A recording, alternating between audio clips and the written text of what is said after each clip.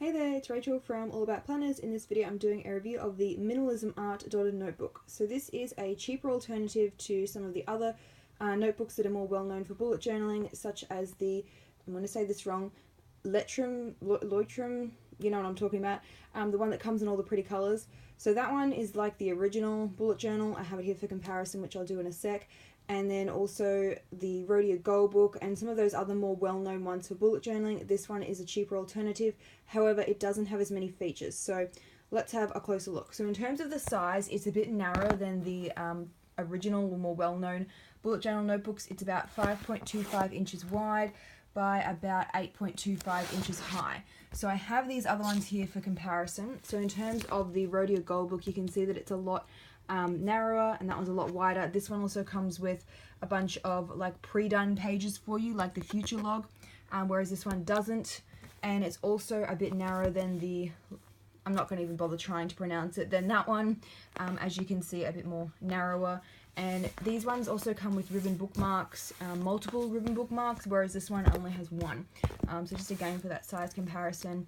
So yeah, keep that in mind if you're looking for something that's the same size. This one is not. However, it is a lot cheaper. It's like a third of the price. So let's have a closer look. So you've got an elastic band, which is good. That's what most of them have.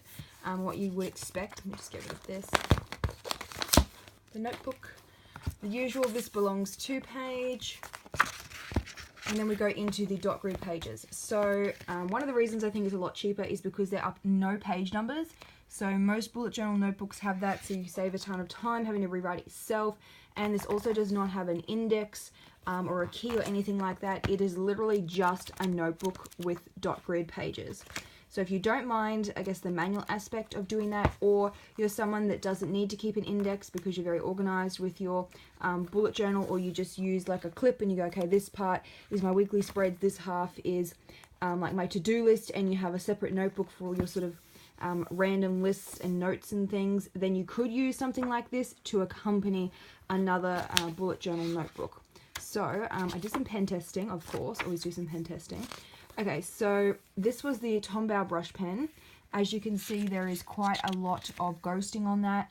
If I was going to use this notebook, or any notebook really that is like this, because they all seem to have crap paper quality in these hardbound notebooks, I don't know what it is, but they just always ghost through a lot, as you can see. So if I was going to use it, I'd probably just like skip the page and then go to the next one, and start here and just not use the back side. I know that kind of is wasteful and that you're not really using the entire notebook. However, when they're that cheap, and if you get ones like this which are cheaper, then I don't feel as bad about doing it. I much prefer things to be neater and that I can see things properly and not have to like look through the ghosting or something else. It's irritating to me. So that's why I have gone and looked at some cheaper notebooks, so it's not, I guess, wasting as much money. Okay, so in terms of the pens, you can see that they had bad ghosting as well, and also the highlighters. I mean, you could see it even through this side here. Look, that's pretty bad.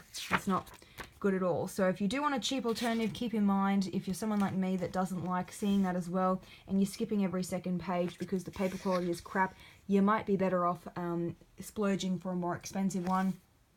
Did all the usual pen testing, and yeah, ghosted through. Ballpoint pens, as per usual, perform the best in terms of lack of ghosting. However, all of them had some, and so did the stamps, as you can see. Now, this notebook does still have a pocket folder, which is always handy, but apart from that, there aren't really many other features. If I just do a quick comparison to, it's American, by the way. If I do a quick comparison to the Leuchtturm, whatever it's called, you've already got 3 different bookmarks. It has like the key page. You've got the index. There's 4 of these pages too, which is quite a lot. You've got a future log already put in there.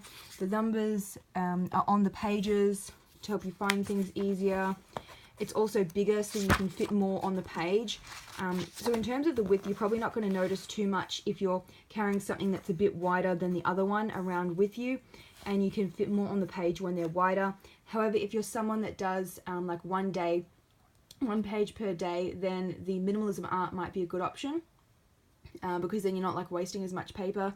If you only tend to use like that much of the page of this wider one, it might fit a whole page of the narrower notebook. So keep that in mind, trying to decide. And this one also has a whole bunch of like tips and stuff in the back. So I recommend this one if you're starting out with bullet journaling. I found it helpful when I was using it, giving it a go for the first time. In terms of ghosting and everything with pens, same comments as the Minimalism art, lots of ghosting. I don't know what it is with these notebooks. They're expensive enough, but the paper quality just does not match the price on like any of them. I've tried about 10 different notebooks that could be used for bullet journaling, and they all have bad ghosting like this. So rather disappointing, and yet another reason I tend to avoid book-bound notebooks. And this one also has a pocket folder. So really you're paying extra for the wider page size, the tips, the fact that it's like the original bullet journal, the multiple ribbon bookmarks, and the index page.